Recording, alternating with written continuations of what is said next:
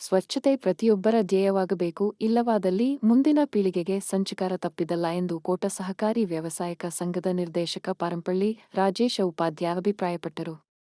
ಭಾನುವಾರ ಸಾಲಿಗ್ರಾಮ ಪಾರಂಪಳ್ಳಿ ಪಡುಕರೆ ಬೀಚ್ನಲ್ಲಿ ಕೋಟದ ಪಂಚವರ್ಣ ಯುವಕ ಮಂಡಲ ಅಧೀನ ಸಂಸ್ಥೆ ಪಂಚವರ್ಣ ಮಹಿಳಾ ಮಂಡಲ ಕೋಟ ನೇತೃತ್ವದಲ್ಲಿ 12 ಮಹಿಳಾ ಬಳಗ ಕೋಟ ಮಣೂರು ಫ್ರೆಂಡ್ಸ್ ಸಾಲಿಗ್ರಾಮ ಪಟ್ಟಣ ಪಂಚಾಯತ್ ವಿನ್ಲೈಟ್ ಸ್ಪೋರ್ಟ್ಸ್ ಕ್ಲಬ್ ಪಾರಂಪಳ್ಳಿ ಇವರುಗಳ ಸಹಯೋಗದೊಂದಿಗೆ 237ನೇ ಭಾನುವಾರದ ಪರಿಸರ ಸ್ನೇಹಿ ಅಭಿಯಾನಕ್ಕೆ ಚಾಲನೆ ನೀಡಿ ಮಾತನಾಡಿ, ಪಂಚವರ್ಣ ಸಂಸ್ಥೆ ಹಮ್ಮಿಕೊಂಡ ಪ್ರಕೃತಿ ಉಳಿಸುವ ಕಾರ್ಯ ಮುಂದಿನ ಭವಿಷ್ಯದ ಹಿತದೃಷ್ಟಿಯಿಂದ ಶ್ರೇಯಸ್ಸು. ಆದರೆ ಪ್ರಸ್ತುತ ಜನಸಾಮಾನ್ಯರು ಇದರ ಬಗ್ಗೆ ನಿರ್ಲಕ್ಷ್ಯ ಧೋರಣೆ ತುಂಬಾ ನೋವುಂಟು ಮಾಡುತ್ತಿದೆ. ಈ ನಿಟ್ಟಿನಲ್ಲಿ ಎಲ್ಲಾ ಭಾಗದ ಸಂಘ ಸಂಸ್ಥೆಗಳು ಇದರ ಬಗ್ಗೆ ಜಾಗೃತಿ ಆಂದೋಲನ ಹಮ್ಮಿಕೊಳ್ಳಲಿ ಎಂದು ಕರೆ ನೀಡಿದರು.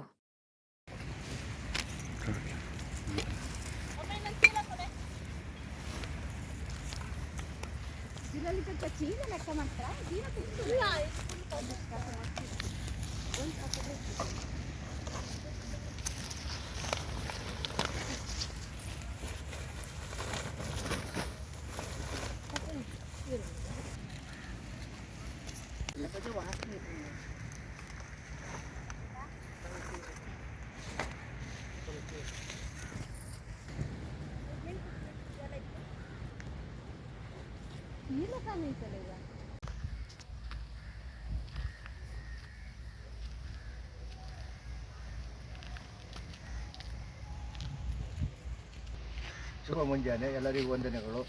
ಪಂಚವರ್ಣ ಯುವಕ ಮಂಡಲ ಅವರು ಪರಿಸರ ಸ್ನೇಹಿ 239ನೇ ಕಾರ್ಯಕ್ರಮ ಇಂದು ನಮ್ಮೂರಿನಲ್ಲಿ ಹಮ್ಮಿಕೊಂಡಿರುತ್ತಾರೆ. ಇವರ ಈ ಅತ್ಯುತ್ತಮವಾದ ಕಾರ್ಯಕ್ರಮವನ್ನು ಎಲ್ಲರೂ ಮೆಚ್ಚಲೇಬೇಕಾದ್ದು. ಈ ಕೋಟ ಪರಿಸರದಲ್ಲಿ ಸ್ವಚ್ಛ ಅಭಿಯಾನವನ್ನು ಇವರು ಹಮ್ಮಿಕೊಂಡಿದ್ದು ಎಲ್ಲ ಕಡೆಯೂ ಉತ್ತಮ ಅಭಿಪ್ರಾಯವನ್ನು ಹೊಂದಿರುತ್ತದೆ. ಹಾಗಾಗಿ ಇವರ ಕಾರ್ಯಕ್ರಮ ಇನ್ನೂ ಮುಂದೆ ಕೂಡ ಇದೇ ರೀತಿ ನಡೀತಾ ಇರಲಿ, ಸ್ವಚ್ಛ ಕೋಟ ಆಗಿರಲಿ ಅಂತ ನಾನು ಆಶಿಸುತ್ತೇನೆ. ಯಾರು ಕಸವನ್ನು ಎಸೆಯದೆ ಪಟ್ಟಣ ಪಂಚಾಯಿತಿಗೆ ನೀಡಬೇಕು. ಹಾಗೆ ವಿನ್ಲೈಟ್ ಸ್ಪೋರ್ಟ್ಸ್ ಕ್ಲಬ್ ಹಾಗೂ ಪಟ್ಟಣ ಪಂಚಾಯಿತಿಯವರು ಇವತ್ತಿನ ಕಾರ್ಯಕ್ರಮವನ್ನು ಆಯೋಜಿಸಿದ್ದಾರೆ. ಅವರ ಕಾರ್ಯಕ್ರಮವನ್ನು ನಾನು ತುಂಬ ಶ್ಲಾಘಿಸುತ್ತೇನೆ.